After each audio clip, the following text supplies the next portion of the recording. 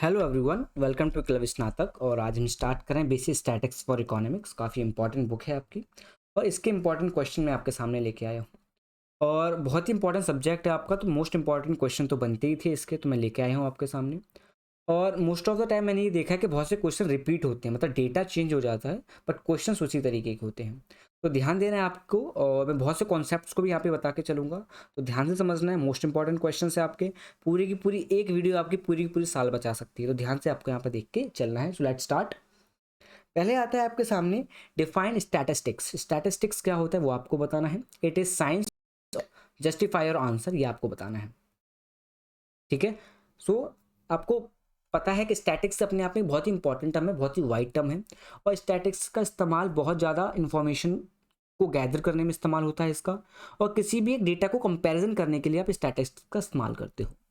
और कोई new term नहीं है, बहुत ही पुराने समय से हम स्टैटिक्स का इस्तेमाल करते हुए आ रहे हैं। और जो एक तरीके से इलिटरेट पीपल होते हैं वो भी एक तरीके से स्टैटिक्स के डाटा को समझ के चीज़ों के बारे में अनुमान लगा सकते हैं। इसी वजह से ही काफ़ी ज़्यादा इफेक्टिव भी है। सो स्टैटिक्स बहुत ज़्यादा इंपॉर्टेंट है मॉडर्न टाइम्स में भी, क्योंकि किसी भी एक कंपनी के डेटा को आप एनालाइज कर सकते हो। इवन किसी कंट्री की ग्रोथ को भी आप एनालाइज कर सकते हो, उसके प्रॉफिट को, उसके एक तरीके से जो डेफिसिट हो रहा है उसको, डेप्रिशिएशन को भी आप एक तरीके से कंपेयर कर सकते हो। तो बहुत सी चीज़ों को कंपेयर किया जा सकता है with the help of an statistics, क्योंकि आप एक तरीके से डेटा को बना रहे होते हो। ठीक है। तो आपको पता है स्टैटिक्स बहुत इंपॉर्टेंट है किसी भी एक डेटा को एनालाइज करने में, समझने में, इंटरप्रिटेट करने में और आगे एक तरीके से इंफॉर्मेशन को गैदर करने में सहायक है। तो हमें पता है इंपॉर्टेंट है। So let's start. So the word statistics is drive from a Latin word, एक तरीके से लैटिन वर्ड से ही आया है। ठीक है। कहाँ से आया है? It is coming from the Latin word जिसका मतलब होता है स्टेटस। ठीक है। तो स्टैटिस्टिक्स का ओरिजिनेशन कहाँ पर, ये आपको समझना होगा, क्योंकि एक तरीके से स्टैटिस्टिक्स है, इसका ओरिजिन कहाँ से हुआ है ये आपको समझना होगा। तो आपको पता है ये एक तरीके से कहाँ से आया? स्टेटस से आया है। ठीक है। Statistics is coming from the status. कहाँ से आया है? ये स्टेटस से आया है। which means the group of numbers or a figure that represent some information। Status का मतलब क्या है? Group of numbers. स्टेटस का मतलब आपको समझ रहे हैं यहाँ पर क्या है? Groups of number. किसकी बात कर रहे हैं? ग्रुप्स ऑफ नंबर की बात यहाँ पर कर रहे हैं। और figures that represent some information, जो कि एक तरीके से रिप्रेजेंट करते हैं कुछ इंफॉर्मेशन को। तो क्या कर रहे हैं? रिप्रेजेंट कर रहे हैं इंफॉर्मेशन को ऑफ द ह्यूमन इंटरेस्ट, यानी कि ह्यूमन इंटरेस्ट के बारे में कुछ इंफॉर्मेशन को बताते हैं। ठीक है। ग्रुप्स ऑफ नंबर, उसे आप स्टेटस कहते हो, उसी से ओरिजिनेट हुआ आपका स्टैटिस। और आपको ये भी थोड़ा ध्यान रखना है, जो स्टैटिस्टिक्स है वो एक तरीके से मैथमेटिकल वेव में भी बहुत ज़्यादा इस्तेमाल किया जाता है। और आपने 9th में, 10th में, ठीक है, 11th में भी कुछ कुछ ऐसे पार्ट है जो स्टैटिक्स में इस्तेमाल होते हैं। तो काफ़ी ज़्यादा इंपॉर्टेंट और बहुत ज़्यादा समय पहले इसका इस्तेमाल हम करते हुए आ रहे हैं। 9th 10th में भी हमने इसका उपयोग किया है। तो उसी प्रकार की स्टैटिक्स का यहाँ पर हम उपयोग कर रहे हैं, कोई नई चीज़ का इस्तेमाल नहीं कर रहे हैं, वही है, पर थोड़ा सा उसमें इन्फॉर्मेशन गैदरिंग का पार्ट बढ़ गया है। तो यहाँ पे हम बात करें स्टैटिक्स में भी formally defined as the study of collecting organising. एक तरीके से किस किस जगह पे इस्तेमाल होती है? Collecting, organising, analysing and interpreting information. Information को इंटरप्रिटेटिंग एंड एनालाइजिंग और ऑर्गेनाइजिंग करने में आपका सहायता करता है। और ये सारी की सारी चीज़ें क्या है? एक तरीके का डेटा है। ठीक है। सारे के सारे डेटा को एनालाइज और प्रिडिक्ट करने में भी सहायक होता है। अब यहाँ पे हम बात कर रहे हैं when we talk about the nature of statistics, तो एक तरीके से नेचर की हम बात करते हैं। तो स्टैटिस्टिक्स अपने आप में साइंस भी है, क्योंकि उसमें लॉजिक है। किसी भी चीज़ को रिप्रेजेंट हवा में नहीं कर सकते हो, बिकॉज आपके पास अगर उसके प्रूफ हैं तभी आप उसको एक तरीके से क्या कर सकते हो? एक तरीके से रिप्रेजेंट कर सकते हो किसी भी पेपर पे with the help of statistics. तो लॉजिक है तो साइंस है इसके अंदर। और दूसरा बोल सकते हो किसी भी चीज़ को रिप्रेजेंट करना वेरी सिंपल वे, तो इसके अंदर एक आर्ट भी है। क्योंकि मैंने आपको शुरू में बताया था कि इलिटरेट पर्सन कैन ऑल्सो भी अंडरस्टैंड द स्टैटिस्टिक्स, बिकॉज इसको समझना काफ़ी ईजी होता है। ठीक है। इसको समझना काफ़ी ईजी होता है, तो इलिटरेट पर्सन कैन ऑल्सो भी understand what the statistics is. ठीक है। तो it is a science since the statistic techniques are systematic and have an broad application, मतलब सिस्टमैटिक होते हैं, यानी कि इसका पूरा का पूरा एक सिस्टम है, किस तरीके से काम करता है, काफ़ी सिस्टमैटिक है।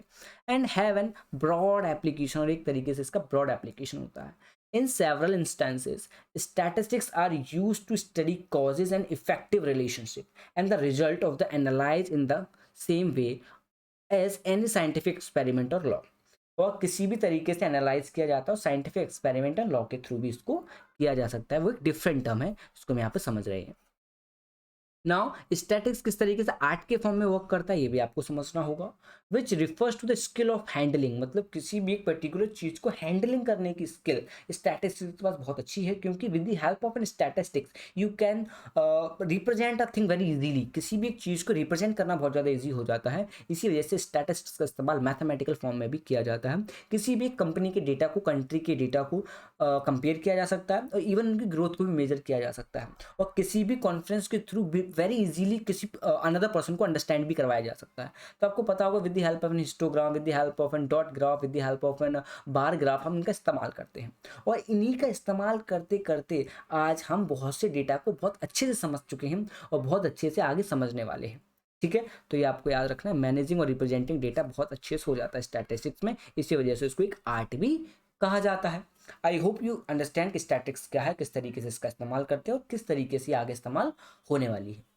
नेक्स्ट पॉइंट पे चलते हैं। Next, why are descriptive statistics used? Can we use descriptive statistics to make an generalise predictions? मतलब क्या स्टैटिक्स का इस्तेमाल प्रेडिक्शन करने के लिए किया जा सकता है? देखो, प्रेडिक्शन के लिए एक तरीके से नहीं किया जा सकता, क्योंकि प्रेडिक्शन करना मोस्ट ऑफ द टाइम क्या होता है, मतलब रॉन्ग होता है। मतलब किसी भी चीज़ की आप प्रेडिक्शन करो तो मे बी 50-50 चांसेस है कि आपकी प्रेडिक्शन रॉन्ग भी होगी। तो स्टैटिक्स का इस्तेमाल हम प्रेडिक्शन करने के लिए नहीं कर सकते। जो आपके पास डेटा होता है उसी डाटा को एनालाइज करके आप किसी भी एक रिपोर्ट को छाप सकते हो, या फिर किसी भी एक पर्टिकुलर डेटा को बता सकते हो। तो आपके पास इन्फॉर्मेशन होनी चाहिए। If you have an information, आप ज़्यादा से ज़्यादा किसी भी डेटा के बारे में छाप सकते हो, लिख सकते हो और लोगों को एक तरीके से समझा सकते हो। किसी भी कंपनी के डेटा को एक तरीके से आगे फर्दर आगे भी पहुंचा सकते हो। तो आप प्रेडिक्शन से बचेंगे एक तरीके से। ठीक है, ये आपको ध्यान रखना थोड़ा। So, as the name indicate, descriptive statistics are basically used in the describe the data. ठीक है, बहुत अच्छी बात है कि एक तरीके से डिस्क्राइब करती है डेटा को, बहुत अच्छी बात है, डिस्क्राइब करती है एक तरीके से, बहुत ज़्यादा इफेक्टिव वे में डिस्क्राइब करती है, ताकि इजी टू अंडरस्टैंड हो जाता है वहाँ पर। ये बात बिल्कुल ठीक लिखी है यहाँ पर, ये आपको यहाँ पर समझती हुई चलनी है कि हाँ, बहुत ही अच्छे से डिस्क्रिप्टिव वे में ये डेटा को बोलते हैं। It refers to different techniques, अलग अलग techniques of summarising and displaying a data, अलग अलग टेक्निक्स और अलग अलग समराइजिंग डेटा को यहाँ पे हेल्प होती है।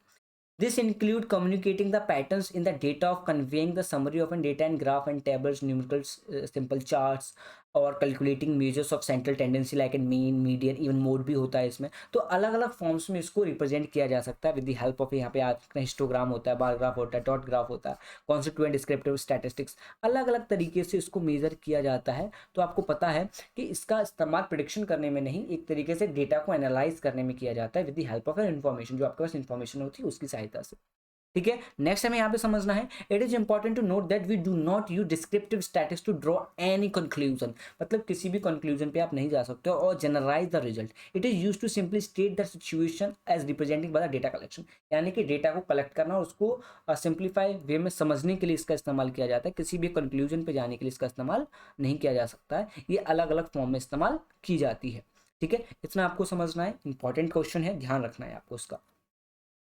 अब आपने आपके सामने दे रखा है, draw a histogram for the following data set.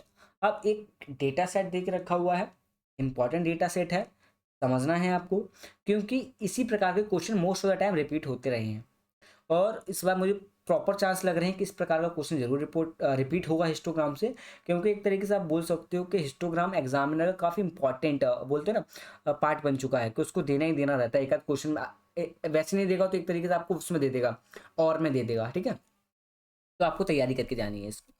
तो आपको पता है यहाँ पे आपको हिस्टोग्राम देख रखा हुआ है, कुछ डिजिट्स आपको यहाँ पे ऑलरेडी गिवन है, 45, 58, 51, 54, 49, 59, ऐसे पूरी की पूरी आपको एक नंबर सीरीज यहाँ पर दिख रही होगी। ठीक है, अब इसी नंबर सीरीज को यहाँ पे आप ला रहे हो, पहले आप ले लोगे 40 से लेकर 50, इसके बीच में आपको यहाँ पे 7 दिख रहा होगा। 50 से 60 की बात करें तो यहाँ पे आपको 5 दिख रहा होगा। 60 और 70 के बीच की बात करें यहाँ पे 4 दिख रहा होगा। 70 से 80 की बात करें यहाँ पे 2 दिख रहा होगा। 80 और 90 की बात करें तो 1 दिख रहा होगा। 90 से 100 की बात करें तो 1 दिख रहा होगा। यहाँ पे आपको फ्रीक्वेंसी दे रखी है 7, 5, इस तरीके से आपको फ्रीक्वेंसी ऑलरेडी यहाँ पर गिवन है। अब इसी चीज़ को with the help of an histogram यहाँ पे रिप्रेजेंट किया जा रहा है, with the help of an histogram ये रिप्रेजेंट किया जा रहा है। यहाँ पर आप बोल सकते हो ये फ्रिक्वेंसी है, ये मार्क्स है। यहाँ पे आप बोल सकते हो 0, 1, 2, 3, 4, 5, 6, 7, 8 दे रखा है। यहाँ पे आपने 40 से 50 ले लिया, और 40 से 50 में आपको यहाँ पे 7 दे रखा था, उसी तरीके से यहाँ पे हम रिप्रेजेंट करते हुए आ रहे हैं। ठीक है, तो आपको पता होना चाहिए हिस्टोग्राम काफ़ी इंपॉर्टेंट टॉपिक वैसे ही रहा है, और क्वेश्चंस काफ़ी बनते हैं स्टैटिस्टिक्स में, तो हिस्टोग्राम काफ़ी इंपॉर्टेंट है ही, पढ़ के जाना है, कोई भी थोड़ी सी भी कोताही नहीं बरतनी है कि इसको छोड़ देते हैं या इसको लीव आउट कर देते, नहीं, पढ़ के जाओगे, इंपॉर्टेंट टॉपिक है। नेक्स्ट पे चलते हैं अपन कि following are the collective data of the weight of 10 college student, यानी कि 10 कॉलेज स्टूडेंट का आपको कलेक्टिव डेटा लेके आए हम लोग। थोड़ा आपको समझना है कि कलेक्टिव डेटा ऑफ 10 स्टूडेंट्स का किस तरीके से हम लिखेंगे, वो आपको ध्यान देना है। तो पहले आप छोटे से बड़े फॉर्म में लिख लेंगे, यानी कि असेंडिंग ऑर्डर में ले लेंगे, बढ़ते क्रम में इसको आप लिख लेंगे, इसे आप असेंडिंग ऑर्डर बोलते हो। तो यहाँ पे आपको पूरी पूरी सीरीज दे रखी है, इसी सीरीज का उपयोग यहाँ पे किया है। 44, 43, 54, 59, 61, 66, 67, इस तरीके से पूरी की पूरी आपने सीरीज यहाँ पे लिख ली है। ठीक है, अब यहाँ पर अगर मैं बात करूँ 43 की, यहाँ पे लिखा मैंने 4, यहाँ पे लिखा मैंने 3। ठीक है, तो यहाँ पे आपको एक चीज समझनी होगी कि ये जो 3 है ये 1s प्लेस पर है, और ये 4 जो है वो 10s प्लेस पर है। ठीक है, ये आपको याद रखना है, 1s प्लेस पर है, 10s प्लेस पर है। तो आपको पता है जो 1s प्लेस पे होता है उसे हम लीफ बोलते हैं। ये क्या है आपकी LEF, लीफ बोलते हैं इसको, जो 1s प्लेस पर होता है, it is called a leaf. ठीक है, और जो आपका 4 है, ये थोड़ा आपको याद रखना है, ये क्या बोलते हैं, यहाँ पे मैं लिखा है ऑलरेडी, इसको आप स्टैम बोलते हो। क्या बोलते हो? स्टैम बोलते हो। ठीक है, स्टैम बोलते हो। तो इस लीव और स्टैम ये आपको थोड़ा याद रखना है, क्या होता है लीव और स्टैम। यहाँ पे जो 1s डिजिट है, यहाँ पे जो 1s है वो 3 है, ये 3 क्या है आपका? लीफ हो गया। और जो 4 है वो 10th प्लेस पर है, तो उसको आप स्टैम बोलोगे। ठीक है, तो याद रखना है लीफ और स्टैम क्या होता है, काफी इंपॉर्टेंट है। ठीक है, इसलिए मैंने आपको यहाँ पे बता दिया, वो लीफ और स्टैम्स की बात हम यहाँ पे रिप्रेजेंट करेंगे, इसी वजह से मैंने आपको बताया। So now we create a table with 2 columns, यानी 2 कॉलम्स के फॉर्म में हमने यहाँ पे रिप्रेजेंट करा है। स्टेम्स एंड लीफ के फॉर्म में, जैसे कि मैंने आपको बताया है स्टेम क्या है और लीफ क्या है, जैसे कि मैंने अभी आपको बताया है। ठीक है, जैसे कि यहाँ पे देखो लीफ क्या है 3, और जैसे लीफ क्या है आपका, ये 3 क्या है आपका? लीफ है, और 4 यहाँ पे जो है वो क्या है आपका? स्टेम है। इस तरीके से समझते हुए चल रहा है। सो with the with the stem column consisting of 10 digit and the leaf column consisting the unit digit, the table will be, और जो आपको टेबल है वो भी आपको यहाँ पे ध्यान रखना है। अब टेबल की बात करते हैं। अब 43 की बात की थी, 4 कहाँ पे आ गया आपका? स्टेम पर। 3 आपका किस पे आ गया? लीफ पर आ गया। ठीक है, अब 5 यहाँ पे ये आ गया आपका, और यहाँ पे 2 और 9। अब यार समझना 2 और 9 कैसे आए, अब यहाँ पे समझते हैं, फिर से पीछे चलते हैं। अब यहाँ पे ध्यान दो, मैं यहाँ पे रब कर रहा हूँ। अब ये 43 है, जो 43 है ये आपका, ये 41 से स्टार्ट होता है 49 तक, ये एक नंबर है आपका, ये आपके 2 नंबर है, क्योंकि 51 से लेकर 59 तक दो एक ही लाइन में आते हैं, एक ही लाइन में आते हैं। 61 और 66 ये भी 2 डिजिट ऐसे हैं जो एक ही लाइन में आते हैं, 61 से स्टार्ट है 69 तक, मतलब 3 डिजिट्स हैं ये, सॉरी 3 डिजिट्स हैं ये आपके 3 डिजिट्स हो गए। 67 भी है। ये 71 एंड 74 2 डिजिट ऐसे जो एक ही लाइन में आते हैं। 83 एंड 92 ये अलग अलग नंबर्स हैं, ये सिंगल सिंगल नंबर्स हैं, ये सिंगल है, ये भी सिंगल है। तो यहाँ पे यही ध्यान देना है आपको कि 43 एक ही बार में आता है, ये लीफ पर रखेंगे, ये स्टैम्प पे रखेंगे। 52 और 59, 52 का ये रहा, 59 का ये रहा, 5 आपका कॉमन था तो 5 मैंने यहाँ पर लिख दिया। 61 का 1 ये रहा, 66 का 6 ये रहा, 67 का 7 ये रहा, और इनको मैंने लीफ पे लिखा है बाकी नंबर्स को, बाकी और जो बचा हुआ 6 था उसमें स्टैम्प पे लिखा है। 71 और 74 दो नंबर्स थे हमारे पास, तो 71 आपका ये रहा, 74 आपका ये रहा, और 7 आपका ये रहा। मतलब 1 और 7 मैंने यहाँ लिख दी है, बाकी डिजिट्स को मैंने स्टैम्प पर छोड़ दिया और ये वाले लीफ पे लिखे हैं। अगर मैं बात कर रहा हूँ यहाँ पर 8 की, तो 8 पे आपको दिखेगा स्टैम्प, दूसरे पे आपको लीफ दिखेगा। 88 एक ही नंबर था हमारे पास। 92 की अगर हम बात करें तो 92 एक ही नंबर था, तो स्टैम्प पे आ जाएगा 9, बाकी का 2 आपका लीफ पे बच गया। ठीक है, तो इस तरीके से आपने डेटा को पूरा पूरा पुट कर दिया, रिप्रेजेंट कर दिया। तो बड़ा ही इजी और सिंपल वे में मैंने आपको समझा दिया है, ये ध्यान रखना है आपको। ठीक है, सो ये द फर्स्ट रो, जो आपको फर्स्ट रो दिख रही है उसमें आपको स्टेम एंड लीफ दिख रहा होगा। स्टेम पे आपने 4, बाकी आपने लीफ पे 3 लिखा है। Denote the weight of the 43 kg, जो एक तरीके से डिनोट कर रहा है 43 kg in the last row with stem of 9 and the leaf 92 kg। मतलब 43 ऊपर दिख रहा है, लास्ट में आपको 92 दिख रहा है, वो डिनोट कर रहा है कॉलेज वेट, स्टूडेंट्स का वेट को बता रहा है, दर्शा रहा है। So simply looking at the table, जो आप टेबल को देख रहे हो, we can work out that an average the college student have an weight in 60s, यानी कि कॉलेज स्टूडेंट का जो एवरेज जो वेट है वो 60s में है, इसमें है वो 60s में है। We can observe that the shape of the display gradually rise peak at an 6 and then steadily declines, बाद में वो धीरे धीरे डिक्लाइन होता गया है। We call this is in bell shaped, curve, इसको आप क्या बोलते हो ध्यान रखना, this is called an bell shape curve बोलते हो, स्टेडली डाटा डिक्लाइन होता है उसको बोलते हैं। विद द सिमेट्रिक शेप, जो कि सिमेट्रिक शेप का होता है। We will learn about other feature of the symmetrical distribution later in this unit. तो एक तरीके से अलग फॉर्मेशन जो मैं आपको अलग से चैप्टर्स कराऊंगा उसमें आपको इनके बारे में और अच्छे से डिटेल में बताऊंगा ताकि कोई भी कंफ्यूजन ना रहे। यहाँ तक समझ चुके हो एग्जाम के लिए इनफ है, कोई प्रॉब्लम नहीं होगी। अगर दोबारा से आपको कुछ समझना है तो मैं यूनिट्स कराने वाला हूँ, उसमें आपका ध्यान होना चाहिए, ठीक है। अब आगे चल रहे हैं, एक और हमारे पास क्वेश्चन है, काफ़ी इंपॉर्टेंट क्वेश्चन है। इस तरीके के क्वेश्चन तो मोस्ट इंपॉर्टेंट है आपके, थोड़ा ध्यान रखना है आपको इन क्वेश्चंस का, ये तो काफ़ी इंपॉर्टेंट क्वेश्चंस हैं आपके। So the mean of the 4 numbers, यानी 4 नंबर्स के मीन्स की यहाँ पे हम बात कर रहे हो, ठीक है। जो मीन है 4 नंबर का वो क्या है?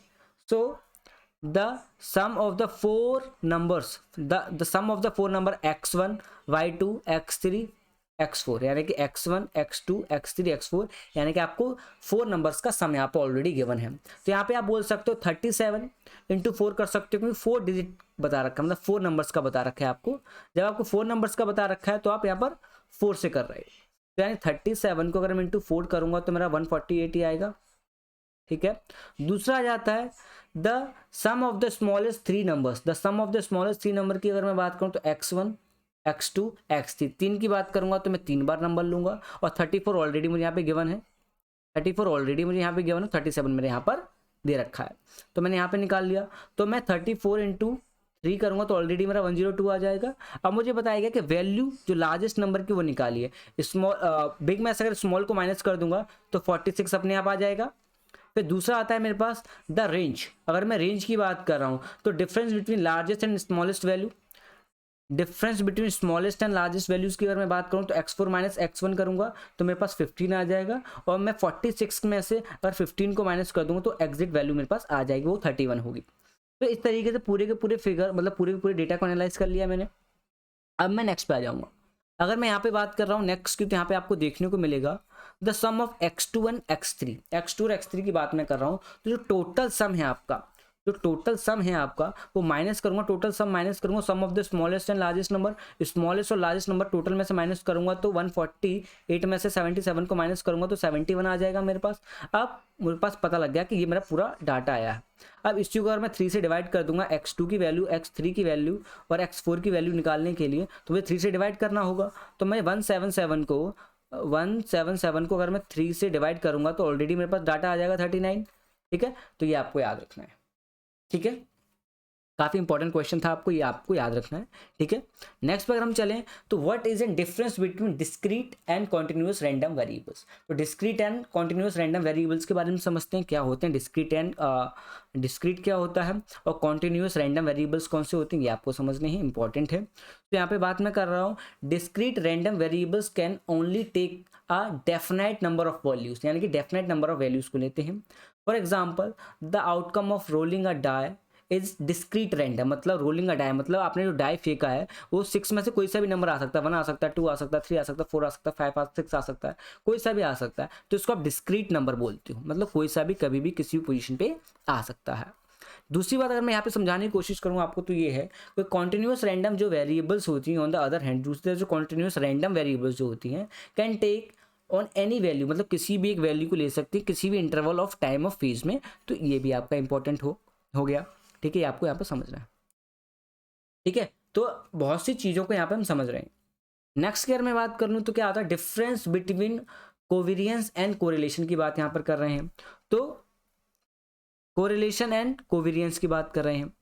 तो पहला मैं रीड कर रहा हूँ, it is the measure of the strength relationship between 2 variables. It is the measure, ये मेजर क्या करता है, it is measure the strength and relationship, strength and relationship को मेजर करता है बिटवीन 2 वेरिएबल, 2 वेरिएबल्स में। अब क्या है, the value of correlation lie -1 and +1, -1 और +1 में ये लाई करती है, ठीक है। अब इसकी बात कर लूँ कोवेरियंस की, तो it is a measure which shows how two random variable change with respect to each other, respect to each किस तरीके से चेंज होती है उसके बारे में बात कर रहा है। मतलब क्या है, it shows how the random variable, जो रैंडम वेरिएबल होते हैं वो किस तरीके से चेंज होते हैं, किस रिस्पेक्ट में चेंज होते हैं, वो आपका कोवेरियंस कहलाता है। दूसरा आपको बता दूं कि ये कहाँ कहाँ पर तक इसकी रेंज होती है, तो काफ़ी बड़ी रेंज होती है, -इन्फिनिटी से लेकर के +इन्फिनिटी तक इसकी रेंज है। तो इसकी रेंज काफ़ी बड़ी होती है, इसी वजह से इनके बीच में जो डिफरेंस होता है वो काफ़ी बड़ा होता है, बिकॉज इसका जो साइज़ है वो काफ़ी स्मॉल होता है और इसकी जो रेंज होती है वो काफ़ी बड़ी होती है, इसी वजह से इनके बीच में ये मेजर डिफरेंस है। It measure the direction as well as the strength, strength के साथ साथ डायरेक्शन को भी मेजर करता है of the relationship between the given two variable, जो गिवन टू वेरिएबल्स होते हैं उनकी। और इसकी अगर मैं बात कर रहा हूं तो इट ओनली इंडिकेट्स, ये इंडिकेट क्या करता है, the direction of the relationship, यानी रिलेशनशिप की डायरेक्शन को इंडिकेट करता है between the given two variable, जो गिवन टू वेरिएबल्स होते हैं। अब यहां पे ध्यान देना है आपको कोरिलेशन का। It is free from unit, यानी यूनिट से ही फ्री होता है ऑफ मेजरमेंट, मतलब यूनिट जब भी मेजरमेंट कर रहे हो तो यूनिट का कोई भी रोल नहीं है। बट यहाँ पे जो कोवेरियंस की बात कर रहे हैं हम, यहाँ पे यूनिट की बहुत बड़ी इंपॉर्टेंस होती है। It's depend on the unit of measurement, एक तरीके से यूनिट ऑफ मेजरमेंट पे काफ़ी ज़्यादा ये लाई करता है। It is depend on the unit of measurement, ठीक है। तो काफ़ी इंपॉर्टेंट था कोरिलेशन, कोवेरियंस काफ़ी इंपॉर्टेंट टॉपिक है और आई होप आपको समझ आया होगा। So thank for watching everyone. अगर कोई भी डाउट है आपका तो कमेंट सेक्शन में आप लिख सकते हैं, एंड आई होप मैं आपके सारे के सारे डाउट्स को क्लियर कर पाऊँ। So thank you very much all of you to being here.